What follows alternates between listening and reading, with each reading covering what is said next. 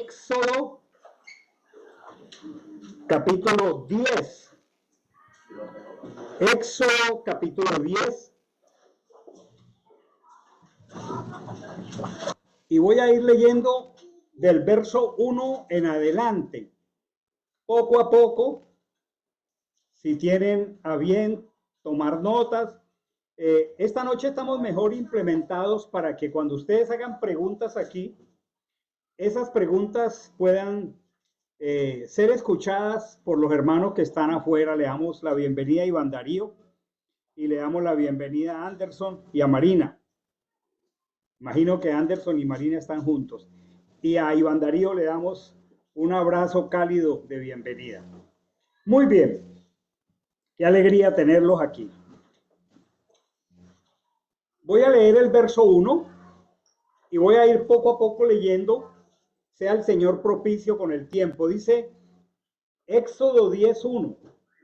Achén dijo a Moisés, a Moche, ve a Faraón, pues yo he hecho endurecer su corazón y el corazón de sus siervos para dar en medio de ellos estas señales. Ok.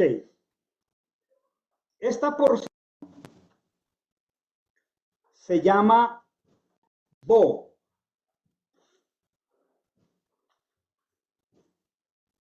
Ven un segundito. Un segundito. Ok. Ahí está. Miren ahí. Esta porción, esta paracha, en hebreo se llama Bo. Polito, ¿estamos grabando? Ok, perfecto. Gracias. Y significa entra. Esta porción va de Éxodo 10:1 al 13:16. Y ustedes vieron que yo leí el verso 1. Dijo Adonai a Moche, entra hacia Faraón. Y veíamos que el texto expresa en el verso 1, entra hacia Faraón, pues yo he hecho endurecer su corazón. Como ustedes se dan cuenta, he puesto, porque mi aplicación me lo permite, una intervención bien grande en esa frase. He hecho endurecer su corazón. Está hablando Adonai. Y la traducción, escuchen, la traducción dice que Achén ha hecho endurecer el corazón de el faraón, del Paró, es el nombre en hebreo. Ahora, yo les hago una pregunta. ¿Ustedes qué opinan de esa frase? ¿Ustedes piensan que realmente un Dios bueno, un Dios justo, sobre todo justo, endurece el corazón de una de sus criaturas? ¿Qué piensa Marisa? Y ahí donde entra nuestro queridísimo Christopher con el micrófono. ¿Qué piensas, Marisa, de esta expresión que está en la traducción y dice que Achén hizo endurecer el corazón del faraón? ¿Qué viene a tu mente con esta frase?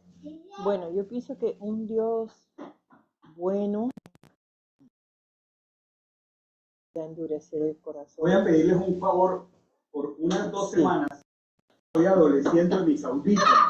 Ah, ok. Entonces, yo estoy seguro que está saliendo la grabación, pero yo necesito escuchar para poder interactuar. Más alto. Consideración a esta realidad. Claro, sí. Hablen un poco duro aquí, que yo sé que está saliendo la grabación. Yo pienso, pastor, de que un Dios bueno no creo que pueda endurecer el corazón de las personas. ¿Tú piensas que un Dios bueno, justo, perfecto, no endurecería el corazón de una de sus criaturas? Sí. Es lo que yo pienso. Entonces, la pregunta es, ¿cómo entendemos esta frase? Porque así está en la traducción. ¿Cómo entenderlo? Y hay dos maneras como podemos hacerlo. Yo voy a estar interactuando desde dos pantallas diferentes para que podamos hacerlo de mejor manera. Una pregunta que yo también me hice. ¿Es correcta la traducción que afirma que Achén hizo endurecer el corazón de Faraón? ¿Sería correcta? Acuérdense, los que estamos en el discipulado fundamento, que lo que tenemos son traducciones y no tenemos acceso a los textos originales en hebreo. Ya eso lo hemos explicado. Entonces, un requisito que debe tener un traductor es un dominio demasiado alto del idioma. Pero en segundo lugar, un traductor debe conocer en profundidad toda la Biblia. Porque si él no conoce en profundidad toda la Biblia, va a pasar esto que está en esta traducción. Esto está repetido a lo largo del capítulo, como lo pueden ver ahí con mi cursor, del mismo capítulo en el verso 1, que es el que estamos leyendo ahí. Ahí está. En el verso 20 vuelve y lo repite, pero Achén endureció el corazón de Faraón, y en el versículo 27 vuelve y lo repite. 3 veces en el mismo capítulo, por supuesto, el traductor dice que Achén endureció el corazón de el faraón. Entonces, es necesario poder revisar esta frase a la luz de dos criterios. El primero es el idioma hebreo. Y el segundo, por eso estoy afirmando que un traductor de la escritura no solamente debe hacer el trabajo de traducir, él debe ser un profundo conocedor de la escritura y del principio que pregonamos llamado armonía teológica. ¿Qué es la armonía teológica? La armonía teológica es el principio que, al ser inspirada la escritura, ella no puede contradecirse en ninguna de sus partes, porque el autor es Dios. Entonces, hay 3 verbos hebreos que necesitamos revisar. Están ahí en mi pantalla. Y el primero es, como lo pueden ver ahí, hiksha. Y ese texto significa dejar endurecido. Dejar. O sea, estoy dejando algo que está, que así lo encuentro y así lo dejo. O mostrar la dureza. El otro verbo es hiksak. Cuando ustedes leen en Josué capítulo 1 que dice esfuérzate y sé valiente, se refiere a hacer fuerza con el corazón. Haksak. Y entonces el otro verbo es hikbati. Y este verbo viene de una raíz muy clara que se llama kabed, que es pesado.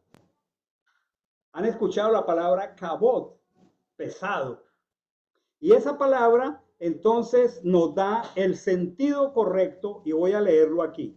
Yo dejaré pesado el corazón de Faraón. O sea, ¿cómo encontró el Señor a Faraón? Pesado, endurecido, ya. La característica de su corazón estaba así. Y como él lo encontró, así lo dejó. Pero no puede ser que un Elohim bueno endurezca el corazón de ninguna de sus criaturas. ¿Por qué? Vamos a pensar por qué. Porque si Dios endurece el corazón de una criatura y Él es el poderoso, el soberano, entonces dos cosas resultan aquí. Diríamos que en Él se origina el mal. Que en Él se origina el mal. Y que Él también origina la desobediencia. ¿Por qué? Porque si él es el que endurece, la pregunta sería, ¿Faraón es responsable? La respuesta es no, porque Dios lo endureció. Ay, pero entonces sí fue Dios que lo endureció. Tienes que subir el volumen, por favor. Entonces fue Dios que lo endureció. No. Entonces, ¿de dónde le vino a él? ¿Quién le endureció a él el corazón? ¿Quién lo endureció? Él ya estaba ya, Ya tenía el corazón. en la traducción dice que él estaba ya endurecido su corazón. A ver, Pero alguien se lo tuvo que endurecer. ¿cómo Tejani? Alguien se lo tuvo que endurecer. Él mismo.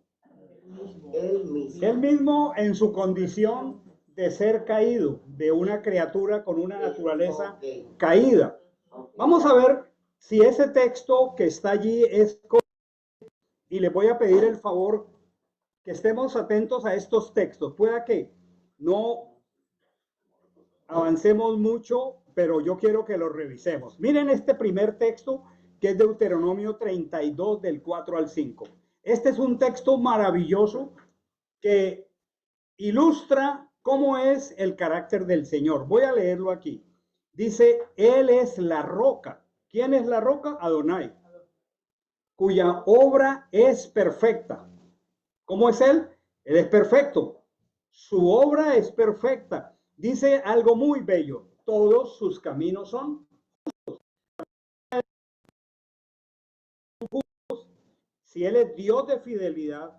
Y miren el texto. Él es Dios sin injusticia.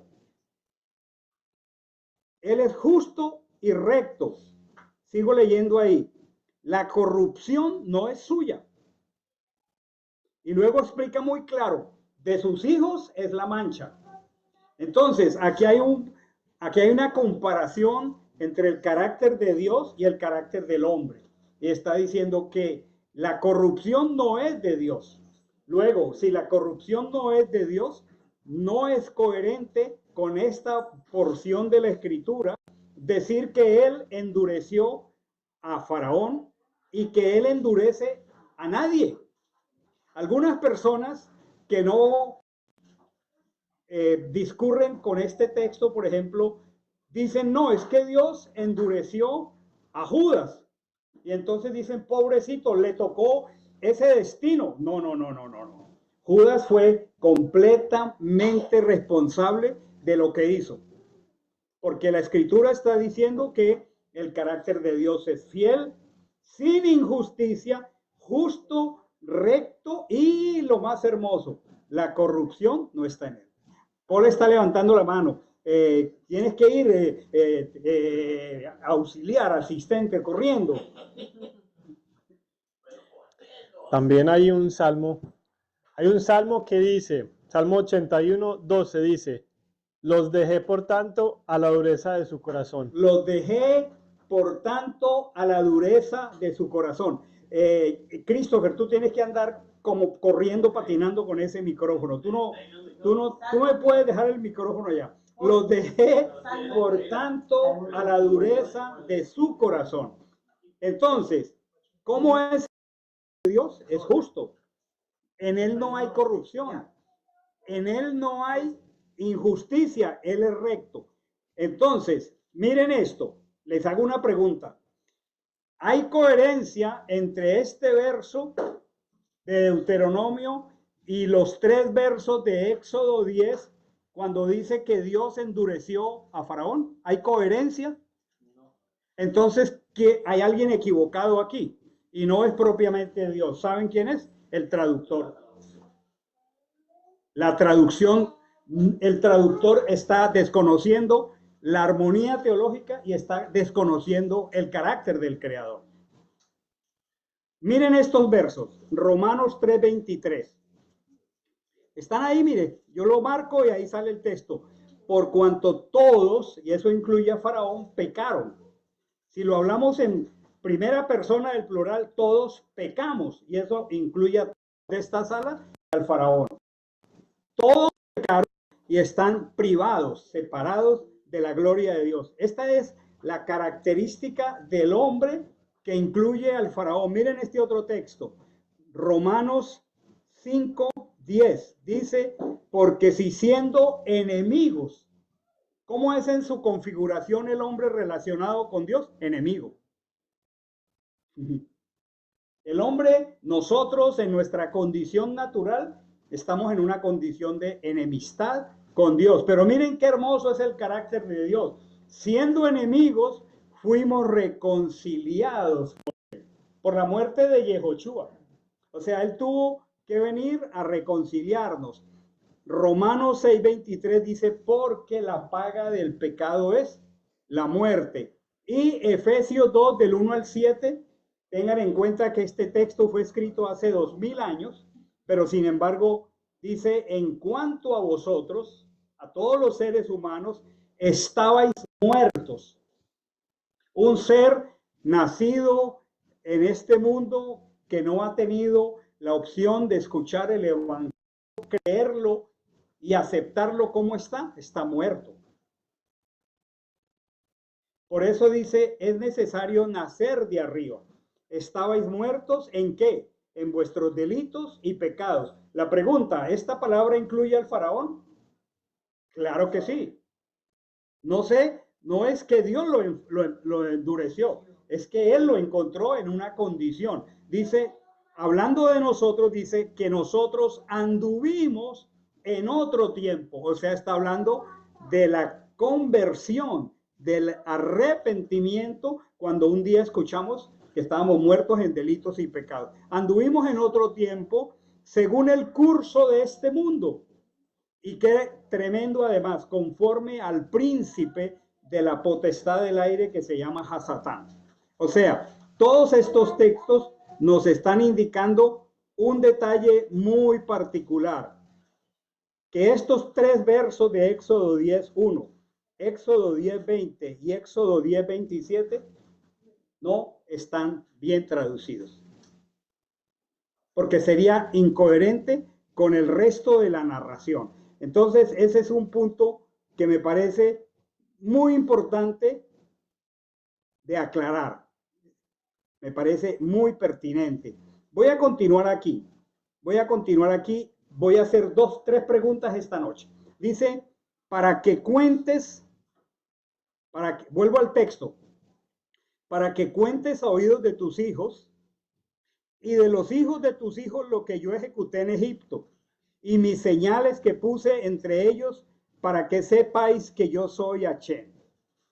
Esta porción de Éxodo 10 cuenta la acción de parte del Señor en relación a 3 plagas finales en el trato de él haciendo sus juicios contra Faraón y contra Egipto.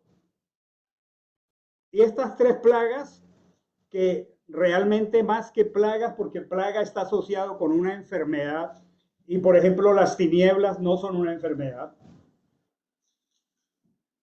Entonces, más que plaga, el sentido es como un toque, es un toque de Dios. Entonces, aquí en este capítulo habla de 3 plagas, que son las 3 plagas finales antes de liberar al pueblo. La primera, que está aquí en esta narración, es una plaga terrible de langostas. La siguiente es una plaga de oscuridad impresionante, donde ningún egipcio se podía palpar. Era tan terrible la oscuridad que la podían palpar. Y es muy interesante esa plaga. ¿Saben por qué? Porque uno de los dioses egipcios es el dios Ra. El dios Ra es el dios sol. El faraón decía que el faraón es hijo del dios Ra. Por eso su nombre era Ramsés, del dios Ra. Y qué interesante que el Señor, con esta plaga particular de las tinieblas, lo que hace es, aquí está el dios sol, aquí está el hijo del dios sol. Bueno, aquí hay unas tinieblas a las que él no fue capaz de detener. Pero saben, entre más esto ocurría, miren esta frase que tengo aquí en mi cursor: ¿hasta cuándo rehusarás humillarte en mi presencia? Era duro, era obstinado, era muy orgulloso al pretender ser el dios sol. Y entonces, ¿por qué te obstinas? ¿Por qué rehusas humillarte? Porque era un tú a tú de Elohim con Ramses. Porque si aún te rehusas para dejar ir a mi pueblo, esto es al comienzo, mañana traigo la langosta contra tu territorio. Luego los asesores de este rey le dicen, ¿hasta cuándo nos ha de ser o sea, Moisés, por lazo? Y le dice, ¿no acabas de entender que Egipto se está destruyendo? O sea, esta era la octava plaga. Y era tal la dureza de su corazón que aún sus asesores eran más sabios que él. Y le dicen, ¿no te das cuenta que estamos siendo destruidos? Entonces hicieron volver a Moisés y Aarón ante Faraón, el cual les dice, andad. Miren qué juguetón era, qué obstinado era. Se parece a cualquiera de los gobernantes modernos. Andad, servid a Hashem, vuestro Dios, indicando quiénes tienen que ir. Era obstinado. Y Moche le dice, nos iremos con nuestros jóvenes, nuestros ancianos, nuestros hijos, nuestras hijas, nos iremos con nuestras ovejas y nuestras vacadas, porque tenemos una festividad para Hashem. Bueno, aquí se está hablando de la convocatoria que pretendemos alcanzar a estudiar esta noche. Y entonces, dice aquí, estoy saltando la escritura, subió la langosta sobre toda la tierra de Egipto, se posó en todo el territorio de Egipto de manera gravísima. Nunca antes hubo tal plaga de langosta, ni la habrá después. Cubrió la superficie de todo el país, la tierra se oscureció, consumió toda planta del país, todo el fruto de los árboles que había dejado el granizo, o sea, la plaga anterior fue el granizo. Y dice aquí, no quedó nada verde en los árboles ni en las plantas. Mire qué porfiado era la dureza del corazón en este verso. Dice el 16, entonces Faraón se apresuró a llamar a Moisés y dijo, he pecado contra Hashem vuestro Dios. He pecado contra vosotros. Por eso te ruego que perdonen mi pecado. Esto es lo que se llama arrepentimiento. ¿Esto es arrepentimiento? No, esto no es arrepentimiento. Porque si se hubiera arrepentido lo había hecho con la primer plaga. Y él desde la primer plaga está tire y afloje. Tire, obstinación. Y ya va en la octava. Y está siguiendo pidiendo perdón, pero no hace. Una vez que la plaga, el Señor en respuesta, miren cómo es de justo Dios. Moche va, intercede por este hombre tan duro, qué tremendo. Y entonces dice, te ruego que perdones mi pecado. Pero miren esta frase que me llama la atención. Solo esta vez. ¿Saben qué es esto? Quítame esta plaga. Y cuando tú me quites esta plaga, yo vuelvo a ser el mismo. Yo realmente no me estoy convirtiendo. Yo no me estoy arrepintiendo. Entonces la pregunta es, ¿quién endureció a quién o quién era duro? ¿Tiene sentido? Miren la frase, quítame esta plaga solo esta vez, porque tuvo que venir la siguiente. Porque después de esto, dice, él salió de la presencia de Faraón y suplicó a Hashem. Miren esto, Hashem cambió por un viento del mar muy fuerte, se llevó la langosta, no quedó ni una langosta, pero aquí vuelve la traducción incoherente, dice, pero Hashem endureció y no dejó partir. No, no lo endureció. Es evidente cómo él estaba. Entonces, al ver la resistencia, la obstinación, Hashem dice, extiende tu mano para que, hacia los cielos, para que haya oscuridad. Esta es la plaga, el toque mejor de la oscuridad. Y hay algo precioso. Una oscuridad que se palpe. Moisés extendió la mano a los cielos.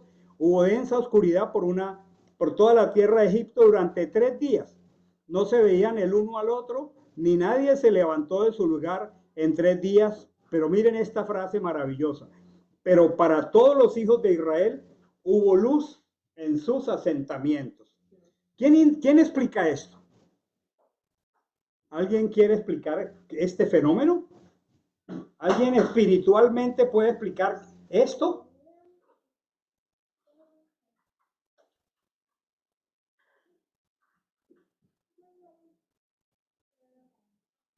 Es que ellos tenían la presencia de Elohim. Y Elohim es la luz.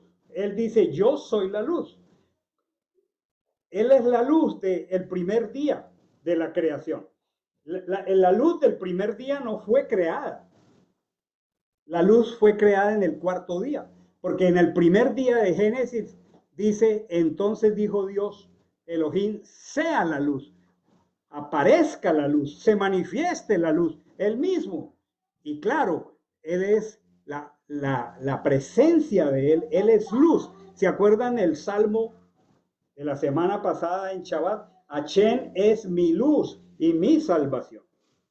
Como él es la luz y el pueblo vivía en luz, eso es un anticipo del regreso de Mashiach, cuando ya no habrá necesidad de sol ni de luna, porque habitar en él y en él es estar en luz. Ellos estaban en un distrito de toda la geografía de Egipto llamado Goshen. Y allí ahí no habían tinieblas. Es más, allí no hubo todas las plagas.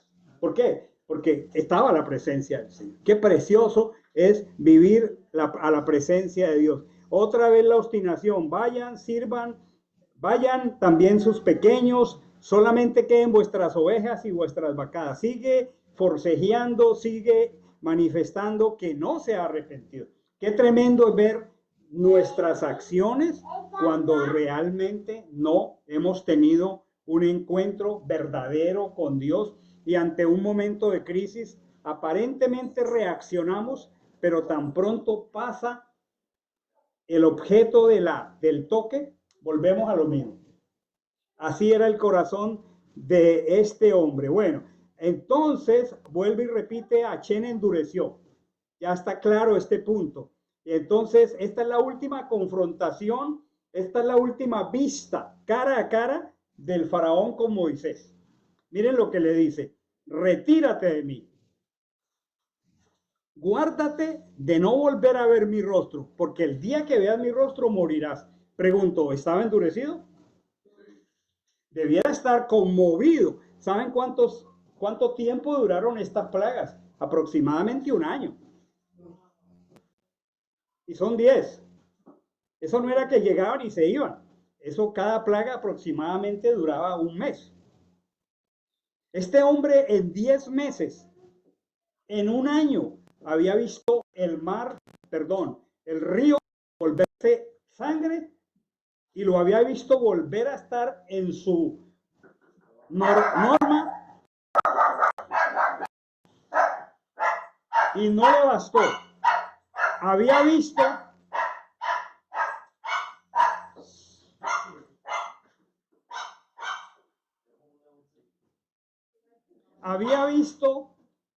ranas hasta en sus habitaciones, las había visto heder podridas, y no le bastó. Había visto salpullido, había visto piojos, había visto moscas, había visto todo su ganado lleno de una sarna terrible, y no le bastó. Y aquí su obstinación es tal que el elemento humano de esta acción, que era Moisés con su vara, le dice: guárdate que no vuelvas a ver mi rostro, porque el día que lo veas te mato. Era una desesperación tremenda. Moisés respondió, miren esto tan precioso: bien has dicho, no volveré a ver tu rostro.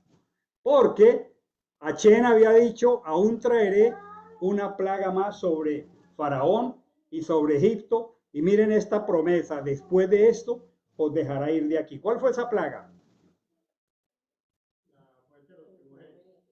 ¿Cuál fue esa plaga, muchachos? La muerte de los primogénitos.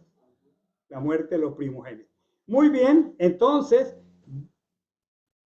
después de esto, de esta plaga, la muerte de los primogénitos, os dejará ir. ¿Por qué? Porque tocó todo su ego y todo su orgullo, y entonces ahora Egipto rogó a Israel que se fuera. Egipto pagó muy caro, carísimo, para que Israel se fuera. Y entonces dice: después de esto os dejaré ir. Entonces dice aquí otra aparente necesidad, no aparente, sino directa necesidad de revisar el texto. Dice, ahora añadió Moisés, miren el texto está allí, donde está mi cursor. Añadió Moisés, así dice Achén, como a la medianoche yo saldré por en medio de Egipto y morirá todo primogénito en la tierra de Egipto, desde el primogénito de Faraón que se sienta en su trono hasta el primogénito de la esclava tras las piedras del molino y todo primogénito de los animales. Aquí hay otro tema que necesita ser revisado, porque está diciendo, yo saldré por en medio de Egipto.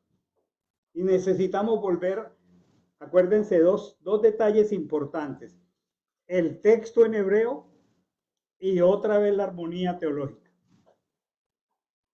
Muy bien, entonces voy a cambiar de pantalla aquí. Aquí voy. Pregunta. El texto dice, yo pasaré por el medio de Egipto. La pregunta es, ¿Achén en persona fue a Egipto a destruirlo? No. ¿Ustedes creen que él haría eso? ¿Él lo haría en persona, él personalmente? Miremos varios textos aquí. El versículo 4 es el que estoy mencionando. Añadió Moisés, así dice Achén, como a la medianoche yo saldré por el medio de Egipto. O sea, se repite 3 veces también aquí. El 12:12 dice, durante esa noche, el texto dice, yo pasaré por la tierra de Egipto y heriré a todo primogénito en la tierra. Y el tercer texto es el 23, que nos da una excelente pista. Dice el versículo 23, lo estoy ampliando al lado izquierdo en la pantalla. Así cuando pase Achén para herir a los egipcios, está hablando de Achén, verá la sangre en el dintel y sobre ambas jambas, ahí donde se coloca la mesusa, o sea, el marco de la puerta, verá la sangre y pasará Achén de aquella puerta. Y aquí hay una pista muy interesante porque dice, y no dejará que el destructor entre para plagar vuestras casas. ¿Quién fue el que pasó? El destructor. No Achén. Ustedes se dan cuenta ahora que una persona ejecuta un cargo de presidir una nación. Pero él no va a todos los lugares para ejercitar su poder y autoridad. Él tiene todo un equipo y los manda con autoridad y ellos van en su nombre y ejecutan los estatutos y los mandamientos de este gobernante, pero él no va. Él solamente en la mayoría firma y alguien va. Entonces, ¿de quién es el mandamiento? Del Señor, pero ¿quién lo ejecutó? El destructor, ¿sí? El destructor dice, él pasará y no el destructor al ver la sangre del cordero en cada marco, no entraría a la casa. Entonces, el texto está hablando de dos personas diferentes. Está hablando en primer lugar de Achén. Y debemos entender que él está hablando en un sentido figurado. No es yo pasaré, mi delegado pasará. La persona en autoridad que yo envío pasará. El destructor, y aquí hay una palabra hebrea que es el machit, se refiere a una persona que destruye. Otra vez la armonía teológica. ¿Lo haría Dios? No, él no lo hace. Entonces no está hablando de Achén. No podemos afirmar que Achén estaría pasando por Egipto para destruir. ¿Y saben quién nos da buena luz? El Evangelio. Vamos a buscar Hebreos 7:27. ¿Quién tiene aquí Hebreos 7:27? Y se prepara nuestro querido Christopher con su micrófono. ¿Quién puede leer Hebreos 7:27, por favor? Y aquí vamos a recurrir nuevamente al principio de la armonía teológica. ¿Qué es la armonía teológica? Que la escritura no se contradice. Entonces, si no hay un voluntario, yo lo tengo que nombrar. A ver, Harold, ¿tienes tu Biblia contigo? Hebreos 7:27 y vamos a pedirle a Felipe Filipenses 2 del 6 al 8. Vamos a ver qué nos aclaran estos textos. Qué maravilloso del Evangelio, porque el Evangelio nos da mucha luz, muchísima luz. Hebreos 7:27, dije Harold, ¿no? Lo está buscando. Y Filipenses 2 del 6 al 8, ¿a quién le pedí el favor? A Felipe. Vamos mientras Harold busca Hebreos. Vamos a leer con Felipe Filipenses 2 del 6 al 8. Dice, existiendo en forma divina, él no consideró la usurpación de ser igual a Elohim, sino que se despojó a sí mismo, tomando forma de siervo, haciéndose semejante a los hombres y hallándose en condición de hombre. Se humilló a sí mismo, haciéndose obediente hasta la muerte y muerte en el madero. ¿Qué versión leíste? En la Reina Valera. ¿La Reina Valera? No. La nueva versión internacional. Reina Valera dice, el cual siendo en forma de Dios. ¿Quién es en forma de Dios? ¿Quién es la forma corpórea de Dios? ¿Quién es? Yehoshua, Jesús. Jesús es Dios. Jesús es Dios corpóreo. Dice que no estimó el ser igual a Dios. No se aferró al hecho de ser Dios, sino, dice muy claro la lectura que hizo Felipe, se despojó. ¿De qué se despojó? De su gloria y vino como un siervo humillado aquí. Entonces, vino una sola vez. ¿Cuándo? Cuando vino a morir por el pecado del hombre. Entonces, no podía decirse que en ese momento Hashem mismo descendió para destruir a Egipto, porque él estuvo aquí cuando vino a cumplir su propósito de venir y buscar lo que se había perdido. Y siendo Dios, no estimó el serlo para despojarse de esa gloria inherente y entonces descendió aquí. ¿Quién tiene Hebreos 7:27? Creo que es Harold. Hebreos 7:27.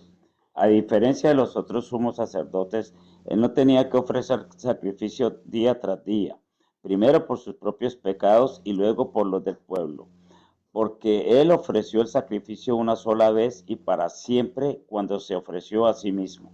Gracias, Harold. Dice que él, el Mesías, no tuvo necesidad como los sacerdotes, ¿se acuerdan? Los sacerdotes del día de Yom Kippurín tenían que ofrecer un sacrificio primero por ellos, luego por su casa y luego por los del pueblo. ¿Ustedes piensan que Jesús, Mashiach, Yehoshua, tuvo que ofrecer un sacrificio primero por sus propios pecados? No, porque es Dios. Entonces dice que esto lo hizo una sola vez y para siempre. Él se humilló una sola vez y para siempre. No vino sino una oportunidad. Cuando vuelva, ya no vendrá en relación con el pecado. Vendrá es finalmente a establecer su reino aquí. Entonces, tenemos dos preguntas que hemos necesitado aclarar. La primera, que no es correcto decir que Hashem endurece. ¿Está claro? ¿Alguna pregunta? Tejani, ¿tenías una pregunta? ¿Ya está claro? Y la segunda, que el Mesías, Dios mismo, la semana pasada establecimos unos criterios maravillosos desde el texto hebreo con las consonantes Yod, Hei, Bab, Hei. ¿Se acuerdan? Que son esas cuatro consonantes que se refieren a Adonai, Elohim y Hashem, y vimos que él mismo es el Mesías de Israel, el Redentor, el juez, el sacerdote, el rey. Él es todo en él. Entonces, aprendimos con mucha claridad eso. Entonces ya sabemos que no vino sino una vez en relación con ¿qué? Con nuestro pecado. No se humilló sino esa sola vez. Muy bien, vamos ahora a continuar aquí aparece entonces la última plaga. Y voy al capítulo 11. Voy al capítulo 11. Antes de ir al capítulo 11, todos en el capítulo 11, voy a hacer una pregunta. Una pregunta general para todos los que están aquí. La voy a hacer y le voy a pedir a alguno de ustedes que le indiquen qué entiende por lo que voy a decir. ¿Qué entienden ustedes cuando escuchan la palabra Pascua? Christopher, pilas con el micrófono. ¿Qué entiende Giancarlo cuando escucha la palabra Pascua? Bueno.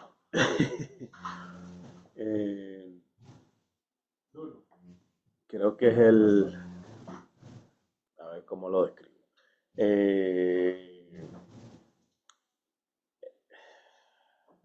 Se supone que el significado es un tiempo donde, donde se supone que recordamos la muerte de Jesús, pero ya creo que la Pascua se ha convertido en otra cosa. Ya es algo más. ¿Alguien me le sube el volumen o me lo repite para estos oídos? Que la Pascua se Gracias. hace para como un recordatorio de la vida y muerte de Jesús, pero ya en este país se toma como un negocio, ya es otra cosa ¿Cómo totalmente, como un negocio. Es algo totalmente, el significado que se le da es totalmente diferente. Ok. Y entonces hago una segunda pregunta para cualquier voluntario. ¿Y qué entienden entonces cuando decimos felices Pascuas?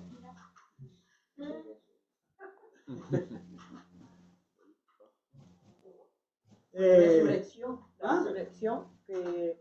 Resurrección Jesús. Pero esas tarjetas salen en diciembre. Felices Pascuas y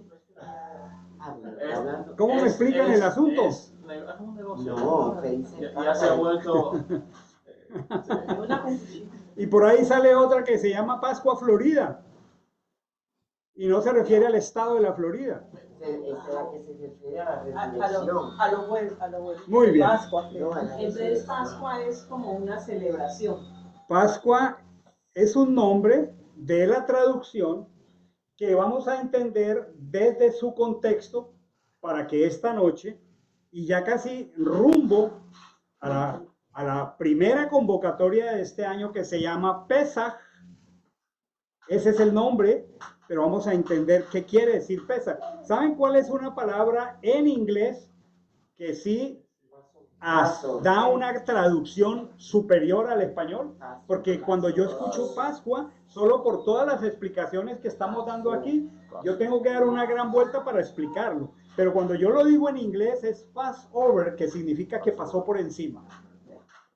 O sea que la traducción del inglés es superior a la traducción del castellano. La palabra Pascua realmente, por cultura, una gran cantidad de personas creen tener la idea, pero vamos a entenderla en su contexto de la escritura. Muy bien. Dice, voy a leer aquí, este mes es para vosotros principio de meses. Sea este para vosotros el primero de los meses del año. Y entonces dice, hablad a toda la congregación de Israel diciendo, el 10 de este mes, o sea, del primero, que no es enero, tenemos que comenzar a hacer un cambio de anteojos y salir del calendario occidental en que nosotros vivimos y entrar al calendario escritural. Entonces, el día 10 de este mes, que es el primero de todos los meses, tómese cada uno un cordero. Tómese cada uno un cordero. Voy a dar una explicación tal vez novedosa para algunos. Me imagino que es novedosa para algunos de los nuevos, pero para los otros puede ser un maravilloso repaso. Ok. ¿Cómo hacemos para decir este mes o será el principio de todos los meses? En primer lugar, para que tomemos nota, y ahí está en la pantalla, se refiere a un mes que se llama Abib en hebreo. Abib. Y en arameo se llama Nisan. Cuando ustedes leen las Biblias en castellano, lo más seguro es que aparece el mes de Nisan en algunas y en otras aparece el mes de Abib. Los dos nombres son el mismo para el primer mes del calendario de las convocatorias. Entonces, el mes al que se refiere aquí es Abib en hebreo o Nisan en arameo. Y sobre todo, Abib significa primavera. Primavera. ¿Cómo se llama la capital de Israel? Tel Aviv. O sea, Tel es montaña. Y Aviv, primavera. O sea, montaña de la primavera. Hace mención al mes de Aviv. Y este mes generalmente coincide con la región, la temporada de la primavera en el oriente. Por eso se llama Aviv, primavera. ¿Sí? Y la razón por la cual se considera Aviv como el primero de los meses tiene dos historias, dos razones, una histórica y otra religiosa. Muy bien. Según la narrativa bíblica, en el mes de Aviv, los israelitas fueron liberados de la esclavitud de Egipto durante el evento que, ahora sí, conocido como la Pascua. Muchas personas dicen Pascua, pero no tienen todo el contexto maravilloso de lo que esto significa. Y como esta liberación marcó el comienzo de una nueva vida, miren qué interesante es Dios. Los libera en el mes de la primavera, no los libera en el mes de invierno, los libera en el mes de Aviv. ¿Y qué pasa en el Oriente Medio en Aviv? Si usted va a el Oriente y particularmente a Israel, entre diciembre, noviembre y enero, las lluvias son torrenciales y el frío es impresionante. La naturaleza técnicamente está en un tiempo invernal. Pero, pasados esos días, vendrá Aviv. Y Aviv, toda esa naturaleza que estuvo sujeta a ese frío, a ese invierno, a esas inundaciones, comienza a reverdecer y es el tiempo ideal para sembrar. Es la época de la siembra de la cebada, del trigo, ¿sí? Y entonces, como está relacionado con el ciclo agrícola, es un momento crucial para la agricultura que marca el comienzo de la temporada de la siembra y los cultivos. Y característico de ese tiempo fue que en ese tiempo de primavera el Señor determinó liberar a su pueblo. Maravilloso, no los libró en el más crudo invierno para meterlos por un desierto, imagínense. ¿Qué tal liberarlos en invierno? Con todas las inundaciones del río Nilo. Imagínense, con todas las inundaciones del tiempo, no, los libera en primavera, porque la primavera habla de renacimiento, la primavera habla de renovación, la primavera habla del comienzo de un ciclo, tanto en términos agrícolas, pero aquí en términos espirituales. Y vamos a ir viendo en contexto algunas cositas. En Génesis 1:14, este sí es la narración de la creación del sol, la luna y las estrellas. Esta sí es este es el cuarto día de la creación, distinto al día 1, cuando no hubo creación. En el día 1 lo que se dijo fue, sea la luz, o sea, sea Mashiach, en medio de la oscuridad, en medio del desastre y el caos que había generado la caída de Hasatán. El Señor dice, sea luz, aparezca mi luz. Pero en este cuarto día, dice la Escritura, Elohim dijo, haya lumbreras en la expansión de los cielos para diferenciar entre el día y la noche, sirvan por señales, y aquí dice muy claro en esta versión, para solemnidades, para días y para años. Aquí está hablando de dos lumbreras. ¿Cuáles son esas dos lumbreras? El sol y la luna. De estas dos lumbreras, entonces, dependen dos calendarios, uno solar y otro lunar. Pero hay una palabra que está ahí en el material que dice que es moed en singular y moedín en plural, que en la Reina Valera dice para que esa lumbrera llamada sol y esa lumbrera llamada luna, dice Reina Valera, sirvan para las estaciones. Pero el texto no está hablando de estaciones. El texto hebreo lo que dice, sirvan como moed, sirvan como señales, sirvan como tiempos designados, no son estaciones. El tiempo designado que significa una convocatoria de su santidad. ¿Quién es el que nos convoca? El mismo. Entonces él comienza aquí a enseñarnos acerca de sus convocatorias. Y como esta es la convocatoria en medio de la cual él liberó a su pueblo, entonces tiene unas características muy especiales. Aquí entonces hay una cantidad de material acerca de lo que es el calendario lunar, pero pienso que entrar en toda esa explicación ahora se me lleva mucha parte del tiempo. El calendario lunar en comparación al calendario solar, ¿cuántos días tiene un mes solar? 30, 31. A cambio, el calendario lunar tiene 29 días y medio. ¿Y qué calendario seguimos nosotros? Nosotros tenemos el calendario solar.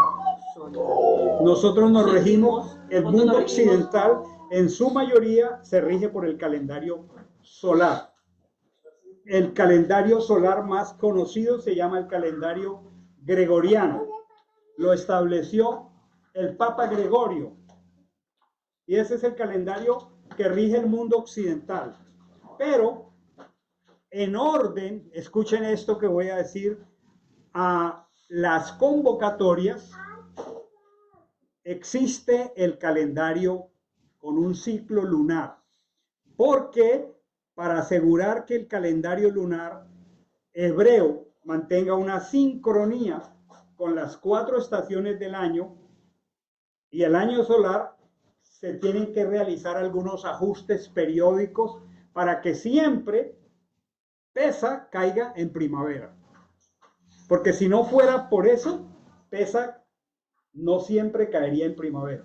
Ustedes se dan cuenta que entre los meses de marzo y abril, que estamos entrando a primavera o en plena primavera, siempre desde la perspectiva del calendario lunar cae Pesach. A cambio, el calendario gregoriano, que es el calendario de Occidente de la Iglesia Católica, no corre en la misma sincronía del calendario lunar.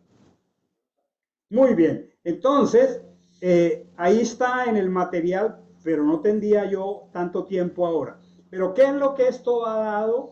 Ha dado ese calendario gregoriano, ha dado una pauta bien lejos de la escritura, donde los hombres y mujeres celebran una llamada Semana Santa, que está completamente desconectada del mandato de celebrar Pesach, como está en la escritura. ¿Hasta ahí está? ¿Está claro? Muy bien. Entonces voy a continuar aquí. Aquí está diciendo entonces una explicación de lo que es ese primer día del año, ese primer mes del año. Dice, tome cada uno un cordero según sus casas paternas, un cordero por familia. Vuestro cordero será sin defecto. ¿A quién miraría un cordero que sería sin defecto? ¿A quién miraría? ¿De quién estaría hablando? De Yeshua. El cordero será sin defecto. ¿Sí? Y miren esto. Lo tomarán el día 10 del primer mes, que ya está claro que es Aviv. ¿Está claro hasta ahí? Y luego dice, lo tendréis encerrado hasta el día 14. El día 14, al caer la tarde, es del primer mes, o sea, el mes de Aviv, es la convocatoria de Pesach, ¿verdad? ¿Es así? Al caer la tarde del día 14 es la convocatoria de Pesach. Pero que solamente porque el tiempo se nos está yendo muy rápido, dice algo que quiero solamente revisar para terminar. Lo tendréis encerrado hasta el día 14 de este mes. O sea, el cordero se apartaba el día 10. Y cuando dice lo tendréis apartado hasta el día 14, era porque el cordero tenía que ser absolutamente compatible, tenía que ser sin defecto, tenía que ser de macho, tendría que ser tierno. ¿Sí? Ahora dice que estaría encerrado bajo la revisión de la congregación de Israel para que lo inmolara al atardecer del día 14. Ustedes quisieran ver un cumplimiento rápido de estos acontecimientos, pero en la vida del Mesías. Voy a pedirles que revisemos muy panorámicamente Mateo capítulo 21 en adelante. ¿Cuál era la prioridad de esos 4 días? ¿Cuál era la prioridad? Una sola palabra. Observar al Cordero. Observarlo. O sea, el Cordero tenía que pasar las calificaciones. El Cordero tenía que ser compatible. Quisiera pedirles que hagamos una revisión muy rápida porque el tiempo se está acabando. Cuando se acercaron a Jerusalén, voy a leer muy rápido, llegaron al Monte de las Olivas, Jesús envió a los discípulos y los dijo que fueran y que encontrarían una asna atada y que la tomaran porque el Señor la requería. Y ese día el Señor entró en esa asna. ¿Y qué pasó mientras él entraba en esa asna a Jerusalén? ¿Lloró? ¿Ah? ¿Lloró? Las gentes tiraban sus mantos, las gentes tiraban palmas y decían Hoshana, Hoshana. La semana pasada hablamos de Chua. ¿Qué significa Chua? Salvación. Hoshana al Hijo de David. Dice, bendito el que viene con el nombre del Señor. Israel comenzó, el pueblo sencillo, a ver al Cordero. Pero eso no fue todo. Eso generó un tremendo celo. Estoy aquí en el texto, dice, los principales sacerdotes y los escribas, viendo las maravillas que hizo, y a los niños que aclamaban en el templo diciendo Hoshana, Hoshana, se indignaron. ¿Quién lo estaba examinando? Los sacerdotes, los escribas. Esos fueron los 5 o 4 días de mayor confrontación de él con los fariseos. Y todo el texto, que son 6 capítulos, no podría yo revisarlo, nos va a poner al Mesías. Ahora estoy en el capítulo que dice, cuando entró en el templo, se acercaron los principales sacerdotes y los ancianos del pueblo diciéndole, ¿con qué clase de autoridad haces estas cosas? ¿Quién te dio esta autoridad? ¿Qué están haciendo? Examinándolo. Lo están examinando. ¿Del día qué? 10º al 14. Y todos estos eventos, del capítulo 21 al capítulo 26, la frase se sigue reflejando aquí. Dice aquí mucho más adelante, capítulo 21:44, luego de oír sus parábolas, los principales sacerdotes y los fariseos comprendieron que hablaba acerca de ellos. O sea, fue una confrontación directa de él con los fariseos. En el capítulo 22 dice, los fariseos salieron y deliberaron como cómo enredarlo en alguna pregunta, en alguna palabra. O sea, lo estaban, ¿qué? Examinando. Bueno, llega la noche en que es aprendido. Ya estamos en el capítulo 26 de Mateo y ahora lo examina el Sanedrín, lo examina Caifás y finalmente lo examina Poncio Pilato. En estos 4 días, del día 10º al día 14, todos estos 4 días que Israel examinaba al cordero, al corderito, Israel estaba examinando a su cordero. ¿Y para qué lo examinaban? Para que pasara la prueba de la compatibilidad. ¿Y luego qué hacían? Lo sacrificaban. Y al final del día 14, el Señor celebra Pascua con sus discípulos, o sea, Pesaj. Terminan de cantar como a las 2 de la mañana un himno, lo vamos a ver en el Seder de Pesaj. Se va al Monte de los Olivos, lo apresan, viene Poncio Pilato, lo sigue examinando, trata de librarlo y dicen no, crucifíquenle. Se está cumpliendo la palabra de que había que examinar el cordero, pero el cordero examinado tenía que ser bello, puro, sin mancha y tenía que morir. ¿No les parece maravilloso? Entonces, en estos mismos días, el Mesías está siendo examinado. ¿Para qué? Para comprobar que es el Mesías y darle muerte. Esta es solamente una introducción esta noche de lo que es nuestra convocatoria, que para este año, la tarde del domingo 13 de abril, este año casi que coincide abril con abril, al caer la tarde, corresponde entonces al 14 de Aviv en el calendario hebreo y estaremos nos reuniendo para celebrar Pesaj. El tiempo no me bastó. Necesitamos hacer algunos arreglos de qué hacer con la logística porque el tiempo previo como que es demasiado, muy rico, pero ¿qué preferimos? ¿La escritura o las dos cosas? Pero tendremos que hacer arreglos. Si hay alguien que quiere dar gracias al Señor y terminamos aquí, ¿quién quisiera dar gracias al Señor? Vamos a orar con nuestra hermana Marisa. Póngale.